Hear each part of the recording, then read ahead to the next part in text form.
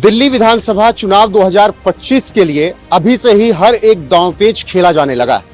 अभी चुनाव की तारीखों का ऐलान नहीं हुआ है, लेकिन आम आदमी पार्टी ने अपने सभी 70 कैंडिडेट उतार दिए। ऐसे में कांग्रेस भी अपनी एक लिस्ट जारी कर चुकी है। बीजेपी की तरफ से पत्ते नहीं खोले गए हैं और ये चुनाव जो है अब की आम आदमी पार्टी दिल्ली मॉडल पर लड़ने के लिए तैयार है और दिल्ली मॉडल पर चुनाव लड़ने के लिए तैयार है। उससे ठीक पहले एक किताब भी आ गई है। आम आदमी पार्टी के नेता जैस्मिन शाह ऑथर हैं और द दिल्ली मॉडल के नाम से किताब की लॉन्चिंग हो चुकी है। A bold new road map to building a developed India, मतलब भारत को डेवलप्ड बनाने के लिए बात कही गई है।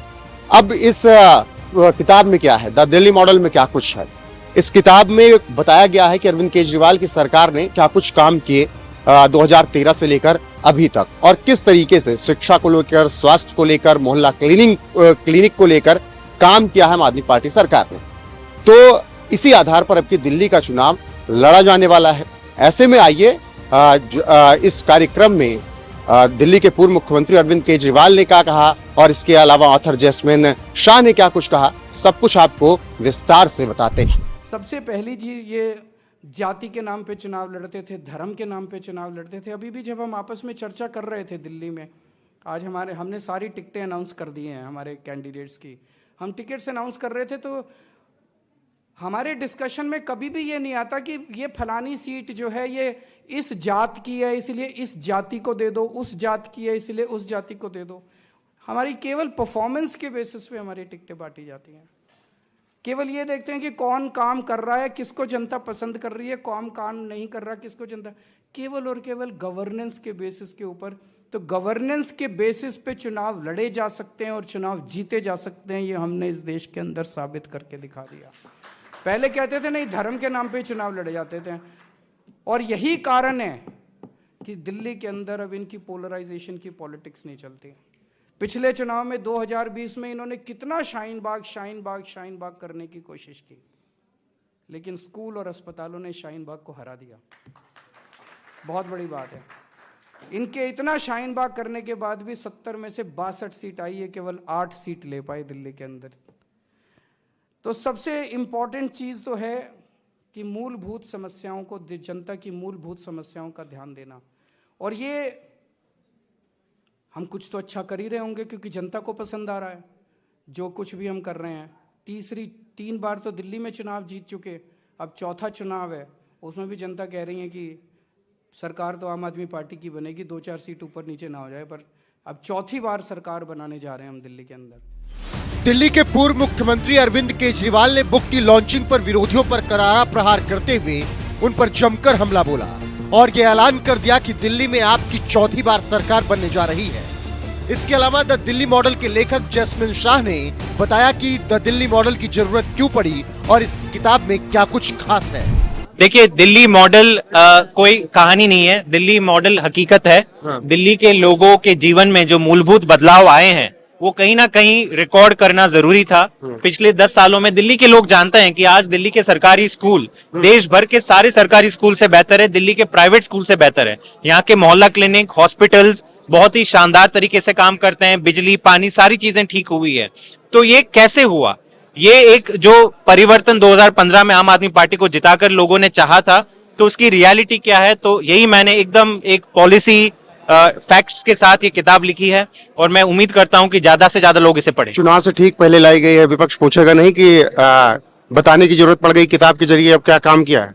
देखिए, मुझे जो लगता है कि जिस सरकार के कामों को लिखते लिखते एक किताब, मेरे ख्याल से ये 300 पन्ने की किताब है, मुझे कम पड़ गए पन्ने, तो मैं उस दृष्टि से देखता हूं कि जिसके पास बोलने के लिए कुछ नहीं है तो वो केवल भाषण देता है। किताब में आंकड़ों के साथ मैं चैलेंज कर दूं, भाजपा के किसी भी राज्य का आप एक मॉडल आज बना के दे दो, इतने ही पन्नों में आप बयां करो कि आपने क्या बदलाव किया। अगर काम पे अगर आप बात करोगे तो मुझे नहीं लगता दिल्ली मॉडल के सामने कोई भी टिकेगा। वहीं कार्यक्रम में मौजूद दिल्ली की मुख्यमंत्री आतिशी, पूर्व उप मुख्यमंत्री मनीष सिसोदिया, पूर्व स्वास्थ्य मंत्री सत्येंद्र जैन भी मौजूद रहे। उन्होंने दिल्ली मॉडल की परिभाषा समझाते हुए बताया दिया कि आपकी सरकार ने किस तरीके से पिछले 1 दशक में काम किया है और शिक्षा, स्वास्थ्य को लेकर किस तरीके से आप सरकार ने काम करते हुए लोगों की जिंदगी आसान बनाई है।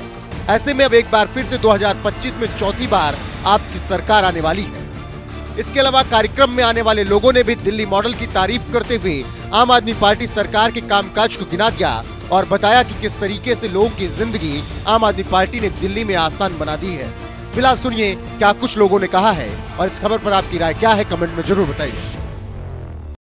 2012 से लेकर 2024 अब 25 तक आ गए हम लोग, क्या बदलाव हुआ दिल्ली में? बदलाव तो दिख ही रहा है और इसीलिए आपको याद होगा जब अमेरिका के फर्स्ट लेडी जब भारत आई थी तो उन्होंने दिल्ली के सरकारी स्कूलों को देखने की इच्छा व्यक्त की थी। ना कि वो गुजरात गई बीजेपी शासित राज्य में, ना वो यूपी गई, ना किसी और राज्य में गई। तो दिल्ली मॉडल वो है जिसको देखने के बाहर से भी आते हैं लोग, जिसकी प्रशंसा देश ही नहीं दुनिया के अंदर हो रही है। आपकी विधानसभा में कितना बदलाव आया? बहुत आया। मेरी विधानसभा में जो कच्ची कॉलोनियाँ था उसके अंदर सीवर नहीं था, आईजीएल लाइन नहीं थी, नाली टूटी पड़ी थी। अब आप मेरे ख्याल से आप जाके देखिए हर जगह रोड बन चुके हैं, आईजीएल लाइन स्टार्ट हो चुकी है। अभी नहीं, आईजीएल लाइन के स्टार्ट हुए कम से कम 1 साल हो गया। अलग अलग मैं कॉलोनी की बात कर रहा हूँ, मतलब एवरेज बता रहा हूँ, 1 साल हो गया। और इसके अलावा जो सीवर था वो चालू नहीं हुआ था, सीवर स्टार्ट हो चुका है, सीवर पर जो रोड बन चुके हैं। दिल्ली मॉडल क्या है जो किताब जैस्मिन शाह की आई? दिल्ली मॉडल वो है, आज से पहले दिल्ली के सरकारी स्कूल बहुत ही खस्ता हालत में थे। ना टीचर्स को ट्रेनिंग, ना स्कूल के अंदर डेस्क, ना खिड़कियां टूटी हुई, ना लाइब्रेरी, ना लैब, कुछ नहीं था। आज एक गरीब का बच्चा भी बाहर पढ़ने जा सकता है। एसओएसी स्कूल ऑफ एक्सीलेंस स्कूल खोले सरकार ने और उसमें सीटें कम थी लेकिन उसके कई गुना ज़्यादा बच्चे एडमिशन लेने के लिए आए। प्राइवेट स्कूल छोड़ के दिल्ली के सरकारी स्कूल में अगर बच्चे आ रहे हैं तो उसका मतलब ये है कि कहीं ना कहीं बच्चों को और पेरेंट्स को, दिल्ली की जनता को भरोसा है अरविंद केजरीवाल जी के स्कूल पे। टीचर्स को ट्रेनिंग के लिए भेजा जाता है बाहर, कैम्ब्रिज में भेजा, फिनलैंड में भेजा। हालांकि कई बार ऐसा होता है ये बीजेपी वाले टांगड़ा देते हैं, जाने नहीं देते। इनका काम है टांगड़ाना। हमारे जो काम होते हैं आगे जाके पास होने होते हैं एलजी साहब के पास, एलजी साहब बीच में आ जाते हैं और वो में क्या दिक्कत है उनको। तो अब की जो 2025 का विधानसभा चुनाव उसमें क्या कुछ फिर नजर आ रहा है? पिछली बार जब 13 में सरकार बनी थी 28 सीटें आई थी, उसके बाद 15 में 67, उसके बाद 62। इस बार भी पूरी कोशिश है और मैं ये कह सकता हूँ कि 60+ सीटें आ रही हैं। 60+? हाँ जी। किन काम पे आएंगी, थोड़ा काम तो गिना। काम बताता हूँ आपको मैं। शिक्षा का आपको बताया मैंने, एजुकेशन मॉडल। दिल्ली के अंदर मोहल्ला क्लिनिक खोलने का एक बड़ा रीज़न ये था कि जब छोटी मोटी दिक्कतें परेशानी होती, खांसी जुकाम सर्दी इस तरह की चीज़ें, तो लोग जनता जाते हैं अस्पताल के अंदर। तो उनको अस्पताल की जाने की जरूरत नहीं है। हर एक छोटे से एरिया के अंदर मोहल्ला क्लिनिक खुला हुआ है, तो उसमें जनता जाती है और थोड़ी देर में नंबर उसका आ जाता है और जनता अपना, मतलब उसको, लोगों को अस्पताल में भागने की जरूरत नहीं है।